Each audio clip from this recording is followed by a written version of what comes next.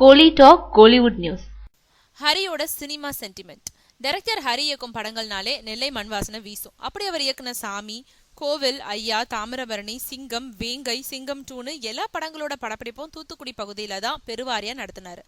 அதுக்கப்புறம் சிட்டி லொகேஷனுக்கு வந்தாரு. காரணம், அந்த ஏரியாவில் படப்பிடிப்பு நடத்தி அவரோட படங்கள் எல்லாமே ஹிட் அடிச்சிருக்கு. அதனால தன்னோட ஊர் சென்டிமெண்ட்டை அடுத்தபடியா தான் இயக்கும் சிங்கம் 3 படத்துலயும் தொடர்றாரு ஹரி.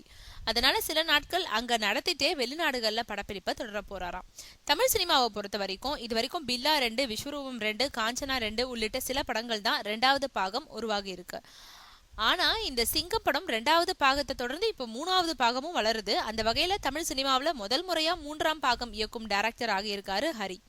அதே சமயம் ஏற்கனவே 2 பாகங்கள் எடுத்துட்ட நிலையில 3ஆம் பாகத்துல பழைய சாயல் எதுவுமே இருக்கக்கூடாதுன்றதுக்காக திரைக்கதையை தொடர்ந்து திருத்தம் செஞ்சுக்கிட்டே வரும் ஹரி. இந்த பாகத்துல அனுஷ்கா சூர்யாவோட மனைவியாவே நடிக்க ஸ்ருதிஹாசனை ஒரு முக்கியத்துவம் வாய்ந்த ஆக்ஷன் கேரக்டர்ல நடிக்க வச்சிருக்காராம்.